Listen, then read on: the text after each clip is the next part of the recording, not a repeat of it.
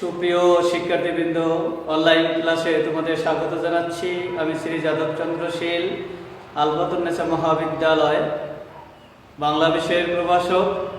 কেমন আছো তোমরা? নিশ্চয় ভালো আছো। এই করোনার সময় নিশ্চয় স্বাস্থ্য সচেতনতা মেনে চলছো। বাহিরে বেরোলে অবশ্যই মাস্ক ব্যবহার করবে। বাড়িতে গেলে অবশ্যই বারবার অর্থাৎ কিছুক্ষণ পর পর তোমরা সাবান অথবা ডেটল দিয়ে তোমরা হাত ধৌত করবে এবং পরিবারের অন্যান্য সদস্যদেরকেও অবশ্যই করোনার ঝুঁকি থেকে মুক্ত রাখার জন্য তোমরা এই স্বাস্থ্য সচেতনতাগুলো তাদেরকে পালন করবার নির্দেশ দিবে এবং বুঝিয়ে দিবে। প্রিয় শিক্ষার্থীবৃন্দ, নিশ্চয় অনলাইন ক্লাসগুলো তোমরা দেখছো। আজকে আমি তোমাদের সাথে বাংলা প্রথম পত্রের কবিতা নিয়ে আলোচনা করব। এর আগেও আমরা কবিতা নিয়ে আলোচনা করেছিলাম। মাইকেল মধুসূদন দত্তের মেঘনাদ বধকাব্য থেকে আমরা যেটা নিয়ে আলোচনা করেছিলাম, বিভীষণের প্রতি মেঘনাদ। আজকে আমরা যে কবিতাটি আলোচনা করব সেটি হচ্ছে সাম্যবাদী কবিতা। এই কবিতাটি দ্বাদশ শ্রেণীর যারা আছো তোমাদের জন্য কাজে লাগবে। একাদশ শ্রেণীতে অবশ্যই সাম্যবাদীর জায়গায় একটু চেঞ্জ হয়েছে, সেখানে বিদ্রোহী কবিতা। আমরা বিদ্রোহী কবিতাটি পরে আলোচনা করব।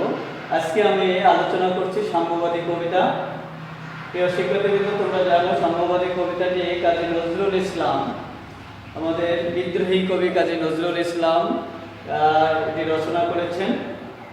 আমরা কাজী নজরুল ইসলাম সম্পর্কে প্রথমে কিছু জানার চেষ্টা করছি। তোমরা সবাই নিশ্চয় কাজী নজরুল ইসলামকে ছোটবেলা থেকেই জানো, তবুও সংক্ষিপ্ত পরিসরে কিছু বলার চেষ্টা করছি। কাজী নজরুল ইসলাম কে বলা হয় বাংলা সাহিত্যের একজন ধূমকেতুর মতো তার আবির্ভাব। বাংলা সাহিত্যে তার আবির্ভাব যেন হঠাৎ আসলেন এবং হঠাৎ ফুরিয়ে গেলেন। বিষয়টা ঠিক এরকম, যেমন হ্যালির ধূমকেতু অনেক বছর পর পর আসেন এবং পরে আবার ফুরিয়ে যান, অপেক্ষা করতে হয়। বাংলা সাহিত্যেও ঠিক তদ্রূপ আবির্ভাব ঘটেছিল কাজী নজরুল ইসলামের। হঠাৎ করে তিনি আসলেন এবং যেন আমাদের মাঝ থেকে তিনি ফুরিয়ে গেলেন, কিন্তু তার কর্ম কিন্তু আজও আমাদের মাঝে রয়েছে। তিনি হয়তো ফুরিয়ে গিয়েছেন। আমরা সেই কবির কথা বলছি যে কবি বিদ্রোহের সুর যার কণ্ঠে আমরা শুনেছিলাম। সেই কবির কথা আমরা বলছি, যে কবি সাম্যের কথা বলেছেন। সেই কবির কথা বলছি যিনি ব্যক্তি জীবনে সাম্যবাদী ছিলেন, শুধু বক্তব্যে নয়, তার কর্মে, তার কবিতায়, তার ধ্যানে জ্ঞানে তিনি কিন্তু এই সাম্যবাদী চেতনা লালন করতেন। আমরা আরেকটি বিষয় দেখেছি, রবীন্দ্রনাথ ঠাকুর বলেছিলেন যে আমি সেই কবির জন্য কান পাতে লাগি যে কবি রয়েছে মাটির কাছাকাছি। আর সেই কবি হিসেবে আমরা কিন্তু কাজী নজরুল ইসলামকে পাই। খেটে খাওয়া শ্রমজীবী মানুষদের একজন প্রতিনিধি স্বরূপ আমরা কাজী নজরুল ইসলামকে পেয়ে যাই। এবং তাই তার আত্মকাহিনী, বাউন্ডুলের আত্মকাহিনীতে আমরা দেখতে পাই যে বড় দুঃখে কহি কথা যা আসে মোর মুখে, বন্ধু তোমরা যারা আছো সুখে, তারা বলো সাহিত্যের মূল্যবান কথা। অর্থাৎ তার মুখে যখন যা আসতো তিনি তাই কিন্তু বলতেন। অর্থাৎ কাজী নজরুল ইসলাম একই সাথে তিনি কিন্তু ভাবাবেগে আপ্লুত হয়ে তাই তিনি লিখতেন এবং লেখাকে কখনো তিনি সংশোধন করবার সুযোগ তিনি খুব একটা পাননি। তিনি সাথে সাথে যা আসতেন মুখে তাই লিখতেন। আসলে কাজী নজরুল ইসলাম সম্পর্কে আমরা সংক্ষিপ্তভাবে একটু জানার চেষ্টা করি। কাজী নজরুল ইসলাম 1899 খ্রিস্টাব্দে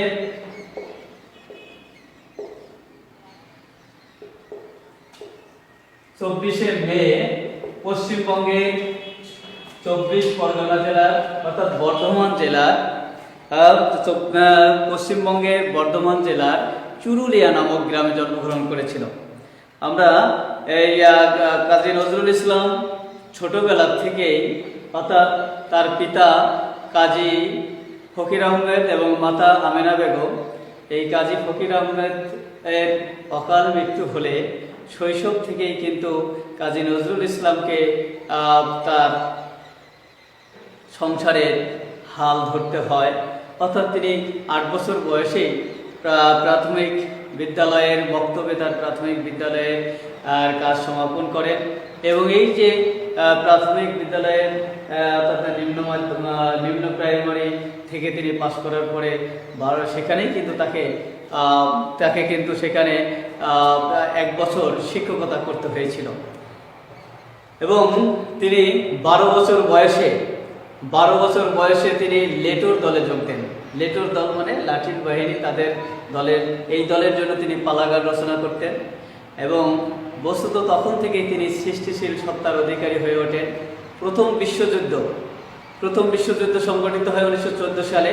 এই প্রথম বিশ্বযুদ্ধ সংগঠিত হওয়ার সময় তিনি সৈনিক হিসাবে 1917 সালে তিনি সৈনিক হিসাবে যোগদান করেন, অর্থাৎ বাঙালি পল্টন বলা হয়। 49 নম্বর বাঙালি পল্টনে তিনি যোগদান করেন ব্রিটিশদের পক্ষ অবলম্বন করে। পরে তিনি সেখানে হাবিলদার পদে পর্যন্ত উন্নীত হয়েছিলেন এবং 1919 সালে বাঙালি পল্টন ভেঙে দেন। 1919 সালে বাঙালি পল্টন ভেঙে দিলে তিনি কি করেন, 1920 সালের শুরুতে 1920 সালে তিনি কি করেন, কলকাতায় চলে আসেন স্থায়ীভাবে এবং পূর্ণভাবে সাহিত্য চর্চায় মনোনিবেশ করেন। এর আগে আমরা কবিকে লেখাপড়ার ভিতর দেখতে পাই যে আসলে তার লেখাপড়ায় তেমন একটি উল্লেখযোগ্য শিক্ষা তার জীবনেও সংগঠিত হয়নি, অর্থাৎ প্রাতিষ্ঠানিক শিক্ষা। তিনি প্রাথমিক বিদ্যালয়ে লেখাপড়া শেষেই তিনি কিন্তু একটি রুটির দোকানেও তাকে কাজ করতে হয়েছিল। এই রুটির দোকানে কাজ করার সময় ময়মনসিংহের 30 সালের একজন ওসির সাথে তার পরিচয় হয় এবং তিনি কিন্তু ময়মনসিংহে নিয়ে যান এবং কবিকে সেখানে হাই স্কুলে ভর্তি করিয়ে দেন। আমরা যতটুকু জানি যে তিনি সেখানে 9ম শ্রেণী পর্যন্ত অধ্যয়ন করেছিলেন এবং এই যে কবির প্রকৃতিক প্রেম বা একটি স্বাধীন চেতা মনোভাব, এ কারণে কিন্তু প্রতিষ্ঠানের লেখাপড়াও কাজী নজরুল ইসলামকে আকৃষ্ট করতে পারেনি তেমন, অর্থাৎ তিনি স্বশিক্ষায় শিক্ষিত ছিলেন। এ কারণে কিন্তু তিনি সেখান থেকে চলে আসলেন এবং এসে সাহিত্য চর্চায় মনোনিবেশ করলেন।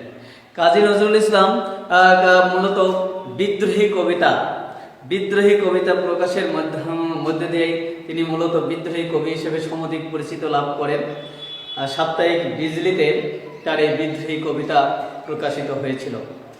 তারপরে তিনি কি করেছিলেন, তিনি 1922 সালে তার প্রথম কাব্যগ্রন্থ প্রকাশ করবার জন্য কবিগুরু রবীন্দ্রনাথ ঠাকুরের সাহায্যে তিনি একটি নামকরণ সেখানে নিয়ে এসেছিলেন, যে আমি একটি কাব্যগ্রন্থ প্রকাশ করতে চাই।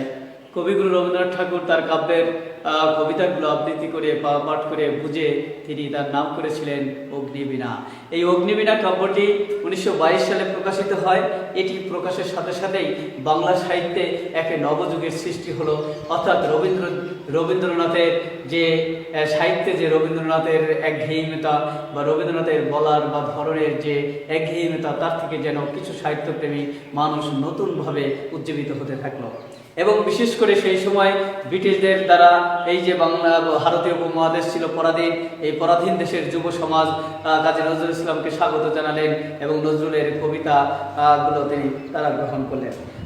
কাজী নজরুল ইসলাম আসলে একাধারে তিনি কবি, প্রাবন্ধিক, নাট্যকার, উপন্যাসিক হিসেবে তার কিন্তু খ্যাতি সুখ্যাতি ছিল। কাব্যগ্রন্থ হিসেবে তিনি আর উল্লেখযোগ্য কাব্যগ্রন্থ ছিল অগ্নিবীণা, বিশের বাসী, চক্রবাক, সাম্যবাদী ইত্যাদি। এছাড়া কিন্তু তিনি রিক্তের বেদন, শিউলিমালা এ ধরনের উপন্যাস বা কাব্যগ্রন্থ তিনি কিন্তু রচনা করেছেন। আমরা তার দেখি যে কবি কাজী নজরুল ইসলাম পুরো ইতিহাস ঐতিহ্য সচেতন ছিলেন, যার কারণে তিনি যেহেতু সাম্যবাদী কবি, তাই কিন্তু তার কবিতায় এই ইতিহাস ঐতিহ্য সচেতনতার কারণে একদিকে হিন্দু মুসলিমদের মিলনের কথা বলেছেন এবং তার সাহিত্যে কিন্তু এই শব্দ চয়নে তিনি কখনো কোনো কৃপণতা বা সাম্প্রদায়িকতা ব্যবহার করেননি। অর্থাৎ যেখানে জল এসেছে তিনি জলই ব্যবহার করেছেন, পানি আসলে পানি ব্যবহার করেছেন। এ কারণে তিনি কখনো কে দেখি তাকে শ্যামা সঙ্গীত রচনা করতে, শ্যামা সঙ্গীত রচনা যখন করেছে তখনই এদেশেও কিছু মুসলিম তাকে হয়তো নাস্তিক আখ্যায়িত করেছিলেন, কিন্তু যখনই আবার তিনি গজল রচনা করেছেন তখন তারা ভেবেছেন না তো তিনি তো আমাদেরই লোক। আসলে নজরুল ইসলাম এমনই ছিলেন যে তিনি তার মতন শ্যামা সঙ্গীত, তার মতন গজল এবং তার মতন কবিতা বা উপন্যাস রচনা করা আসলে অনেকের দ্বারাই অসম্ভব ছিল। কবি কাজী নজরুল ইসলাম যেটি আসলে ভাবতেন, তিনি বিশ্ব মানবকে এক করে দেখতেন। তাই সাম্যবাদী কবিতা এসে আমরা সেই বিষয়টি আরো দেখব যে আসলে তিনি কি বলতে চেয়েছেন এখানে। এই কাজী নজরুল ইসলামের মূলত 1899 খ্রিস্টাব্দে জন্মগ্রহণ করার পর আর দেখা যায় 1942 সালের দিকে তিনি 1942 মতান্তরে 43 সালে তিনি বাকরুদ্ধ হয়ে পড়েন এবং সেই সময় তিনি পক্ষাঘাতগ্রস্ত হয়ে পড়েন, বাকরুদ্ধ হয়ে পড়েন, যার কারণে তিনি কিন্তু আর লেখনী চালিয়ে যেতে পারেননি। এটা আমাদের বাংলা সাহিত্যের জন্য একটা বলা যায় যে দুঃখজনক বিষয়, যার কারণে কাজী নজরুল ইসলামকে 1972 সালে বাংলাদেশ যখন স্বাধীন হয়, বঙ্গবন্ধু শেখ মুজিবুর রহমান তাকে নাগরিকত্ব দিয়ে বাংলাদেশে নিয়ে আসেন এবং জাতীয় কবির মর্যাদায় ভূষিত করেন। এই কবির কবিতা এবং এই কর্মের জন্য কিন্তু তাকে পদ্মভূষণ একটি উপাধি দেন ভারত সরকার, জগত্তারিণী উপাধি পান, 21শে পদক পান এবং বিভিন্ন পদকে তিনি ভূষিত হন। এবং সবচেয়ে বড় বিষয় হচ্ছে যে তার গান, যে গান কাজী নজরুল ইসলামের গান হচ্ছে আধুনিক গানের একটি বলা যায় উল্লেখযোগ্য অংশ। এই দিকে রবীন্দ্রনাথকেও অনেক সময় ছাড়িয়ে গিয়েছেন বলে অনেকে ধারণা, বা রবীন্দ্রনাথকে স্পর্শ করতে পেরেছেন কাজী নজরুল ইসলাম অল্প বয়সেই গানের দিক থেকেই। প্রায় 3500 গান তিনি রচনা করেছেন, যে গানগুলো সত্যিই আমাদেরকে আজও উদ্বেলিত করে, আনন্দিত করে। আসুন আমরা এবার দেখি এই কবি 1976 সালে তিনি মৃত্যুবরণ করেন। আমরা এখন কবিতা আবৃত্তি করে একটু দেখি যে আসলে সাম্যবাদী কবিতায় কাজী নজরুল ইসলাম কি বলতে চেয়েছেন। গাহি সাম্যের গান, যেখানে আসিয়া এক হয়ে গেছে সব বাধা ব্যবধান, যেখানে মিশেছে হিন্দু বৌদ্ধ মুসলিম খ্রিস্টান। গাহি সাম্যের গান, কে তুমি? পার্সি জৈন ইহুদি সাঁওতাল ভিল গারো কনফুসিয়াস চারবাক চেলা, বলে যাও বলো আরো। বন্ধু যা খুশি হও, পেটে পিঠে কাঁধে মগজে যা খুশি পুঁথি ও কেতাব বও। কোরআন পুরাণ বেদ বেদান্ত বাইবেল ত্রিপিটক, জেন্দা বেস্তা গ্রন্থ সাহেব পড়ে যাও যত সব। কিন্তু কেন এ পণ্ড শ্রম, মগজে হানিছ শুল, দোকানে কেন এ দর কষাকষি, পথে ফোটে তাজা ফুল। তোমাতে রয়েছে সকল কেতাব সকল কালের জ্ঞান, সকল শাস্ত্র খুঁজে পাবে সকাল, খুলে দেখো নিজ প্রাণ। তোমাতে রয়েছে সকল ধর্ম সকল যুগাবতার, তোমার হৃদয় বিশ্ব দেউল সকলের দেবতার। কেন খুঁজে ফেরো দেবতা ঠাকুর মৃত পুঁথি কঙ্কালে, হাসিছেন তিনি অমৃত হিয়ারে নিভৃত অন্তরালে। বন্ধু বলিনি ঝুট, এইখানে এসে লুটাইয়ে পড়ে সকল রাজমুকুট। এই হৃদয়ে সে নীলাচল কাশী মথুরা বৃন্দাবন, বুদ্ধ গয়ায় জেরুজালেমে মদিনা কাবা ভবন। মসজিদ এই মন্দির এই গির্জা এই হৃদয়, এইখানে বসেই সামোসা পেল সত্যের পরিচয়। এই রণভূমে বাঁশির কিশোর গাহিলেন মহাগীতা, এই মাঠে হলো মেষের রাখাল নবীরা খোদার মিতা। এই হৃদয়ের ধ্যান গুহা মাঝে বসিয়া সাক্ষ্যমণি, তেজিল রাজ্য মানবের মহাবেদনার ডাক শুনি। এই কন্দরে আরব দুলাল শুনিতেন আহ্বান, এইখানে বসে গাহিলেন তিনি কোরআনের সামগান। মিথ্যা শুনিনি ভাই, এই হৃদয়ের চেয়ে বড় কোনো মন্দির কাবা নাই। ধন্যবাদ প্রিয় শিক্ষার্থীবৃন্দ। কাজী নজরুল ইসলাম যে কথা সাম্যবাদী কবিতায় বলেছেন তা তার ব্যক্তি জীবনেও কিন্তু তিনি সেটা বলেছেন যে আসলে কোনো বাধা ব্যবধান নেই। হিন্দু, বৌদ্ধ, মুসলিম, খ্রিস্টান, আমরা যত জাতিভেদের কথা ভাবছি আর যত রক্তক্ষয়ী সংঘর্ষ হচ্ছে কিন্তু এই ধর্মীয় দিক বিবেচনা করে, কিন্তু মানুষ তার অন্তরাত্মার কথা, অসাম্প্রদায়িক চিন্তা, অর্থাৎ মানুষ কিন্তু উদ্বুদ্ধ হচ্ছে না। আজকের এই সাম্প্রদায়িকতার কারণে রক্তক্ষয়ী সংঘর্ষ হচ্ছে সারা দেশে দেশে, বিশ্বে কত মানুষ হত্যা হচ্ছে, কিন্তু মানুষকে তিনি বড় করে দেখেননি। একই স্রষ্টার সন্তান হিসেবে কাজী নজরুল ইসলাম দেখিয়েছেন যে যতই তুমি কোরআন, পুরাণ, গীতা, বাইবেল কিংবা বিভিন্ন ধর্মপুস্তক পাঠ করো না কিন্তু কেননা এই ধর্মপুস্তকের মূল বাণী হচ্ছে, মর্মবাণী হচ্ছে মানুষকে বড় করে দেখো। মানুষকে যদি মানুষ এই ধর্মগ্রন্থ পাঠ না করে তাহলে এই ধর্মগ্রন্থ মৃত পুঁথি কঙ্কাল। তাই এর ভেতরের যে বস্তুটুকু যেটা হচ্ছে মানবতা, মনুষ্যত্ববোধ, সেই জ্ঞানে সবাই যেন আমরা জ্ঞানী হতে পারি। তাই তিনি কি করলেন, এখানে বিভিন্ন উদাহরণ টেনে নিয়ে আসলেন, বিভিন্ন ধর্মীয় দৃষ্টান্ত, বিভিন্ন তীর্থক্ষেত্রের কথা বললেন। তিনি এখানে শ্রীকৃষ্ণের কথা বললেন, ঈসা মুসার কথা বললেন। এখানে তিনি আরব দুলাল হযরত মুহাম্মদ সাল্লাল্লাহু আলাইহি ওয়াসাল্লামের কথা বলে দেখালেন যে তারা যে গান গেয়েছিলেন, যে সাম্যের গান গেয়েছিলেন, সেটা কিন্তু তারা এই হৃদয়ের মধ্যে। তাই মানুষকে বড় করে দেখতে হবে, মানুষকে ভালোবাসতে হবে। মানুষকে ভালোবাসলেই সৃষ্টিকর্তাকে পাওয়া যাবে, এই সত্য এই সাম্যবাদী কবিতার মাধ্যম দিয়ে পরিস্ফুট হয়।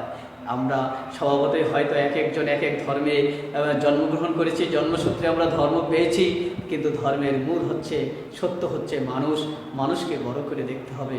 মানুষে কোনো ভেদাভেদ বা থাকলে হবে না, সেই বিষয়টি কিন্তু কাজী নজরুল ইসলাম অত্যন্ত চমৎকারভাবে ফুটিয়ে তুলেছেন এই কবিতায়।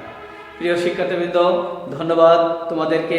সাম্যবাদী কবিতার বিষয়বস্তুটি তোমরা বাসায় আরও ভালো করে পড়বে এবং সাম্যবাদী কবিতাটি তোমরা কিন্তু আরো ভালো করে পড়বে। শুধু এটা পরীক্ষায় পাশের জন্যই নয়, বাস্তব জীবনে তা প্রয়োগ করবার জন্য। মানুষ হিসাবে নিজেকে অপোজিটে চিন্তা করে কোনো মানুষকে প্রহার করা থেকে বিরত থাকবে, কাউকে কটু কথা বলা থেকে বিরত থাকবে, অন্যের ধর্মকে নিজের ধর্ম দিয়ে মূল্যায়ন করার চেষ্টা করবে। তাহলে দেখবে যে এই পৃথিবী একদিন শান্তিতে ভরে যাবে, এই পৃথিবী একদিন হবে মহিয়ান গরিয়ান। সেই সৃষ্টিকর্তার, যিনি আল্লাহ, যিনি ভগবান, যিনি ঈশ্বরের নামে পরিচিত, যে নামেই ডাকুক না কেন একই স্রষ্টার সন্তান আমরা।